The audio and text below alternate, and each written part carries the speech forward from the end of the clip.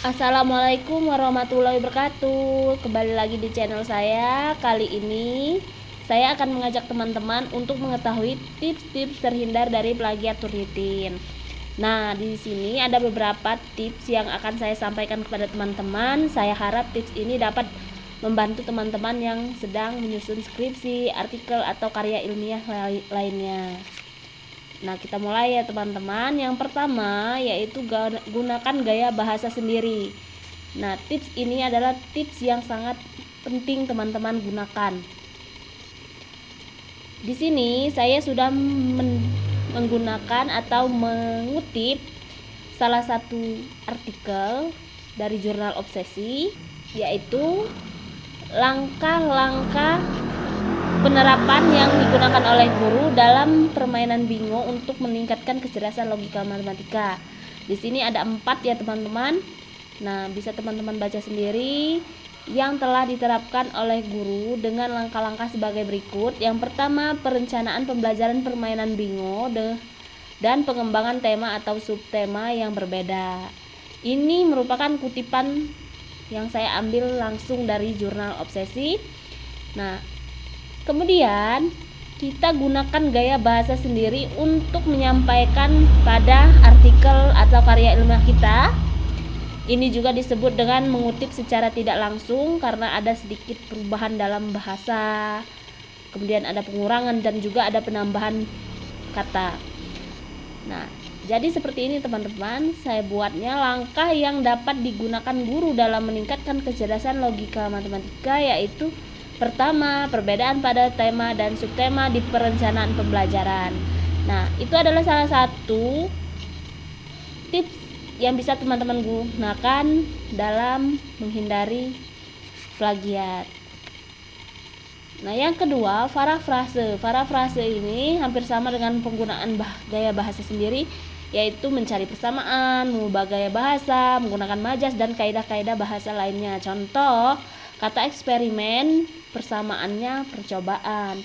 Kata dapat, persamaannya yaitu peroleh.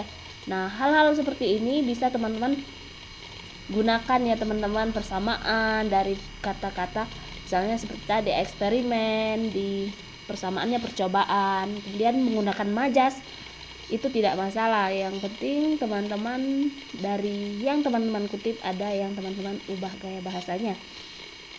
Yang ketiga yaitu persiapan dari awal penyusunan. Nah, dari penyusunan proposal teman-teman harus sudah menggunakan perubahan-perubahan pada kalimat yang dikutip dan menguraikan paragraf sesuai dengan bahasa masing-masing individu. Berarti di sini teman-teman harus menguraikan paragraf per paragraf dari bagian yang teman-teman kutip itu menggunakan bahasa teman-teman sendiri yang mudah teman-teman pahami, karena apalagi skripsi yang akan diujikan di sana teman-teman harus memahami isi dari skripsi teman-teman.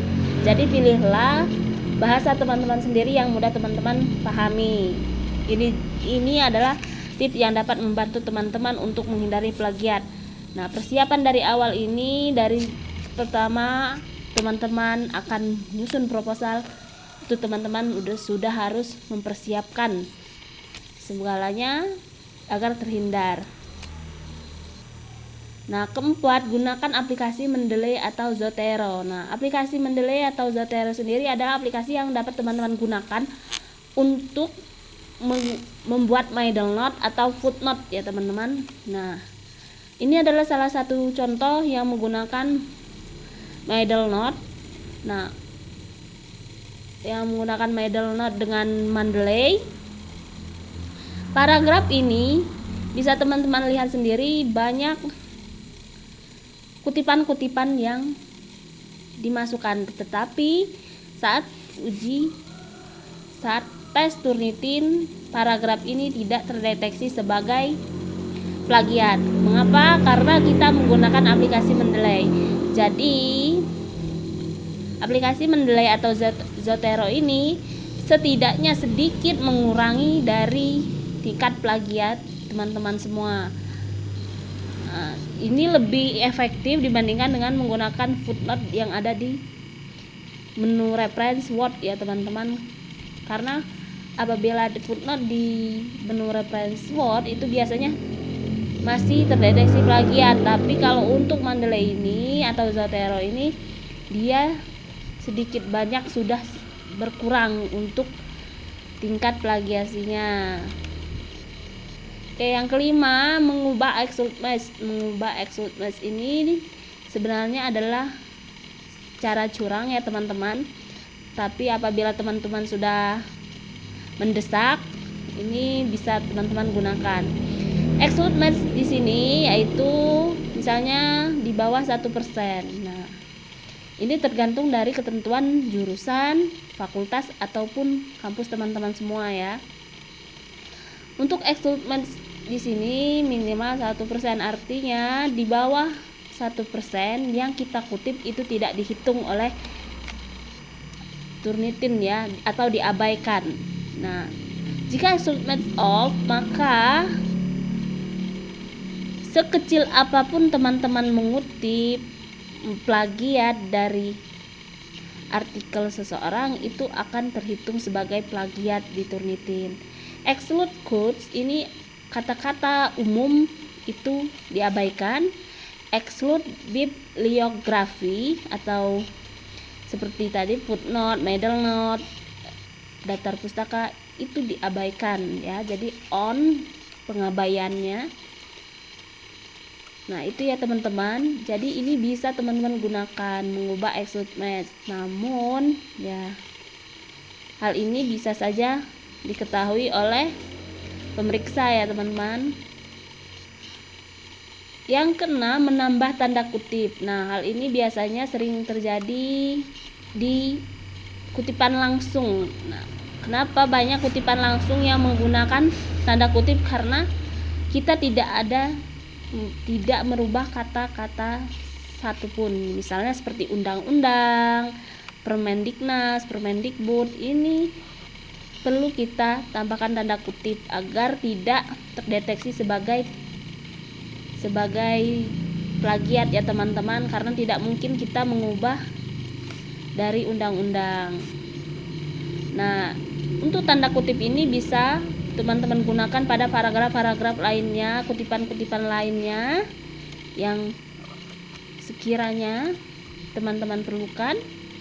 Kemudian yang ketujuh, mengubah tabel, grafik, smart art menjadi gambar. Nah, ini adalah salah satu cara yang dapat teman-teman gunakan juga apabila tabel, grafik atau smart art yang teman-teman masukkan dalam karya ilmiah teman-teman terdeteksi sebagai plagiat. Seluruhnya ya, seluruh isinya, baik per kolomnya, per barisnya itu misalnya terdeteksi sebagai plagiat, teman-teman bisa mengubahnya menjadi gambar terlebih dahulu baru memasukkannya jadi gambar, bukan tabel, grafik atau smart art asli dari aplikasi. Yang kedelapan, mengubah salah satu huruf dari kata. Nah, ini juga salah satu cara curang ya teman-teman. Contoh katanya profesionalisme, kita ubah jadi profesionalisme.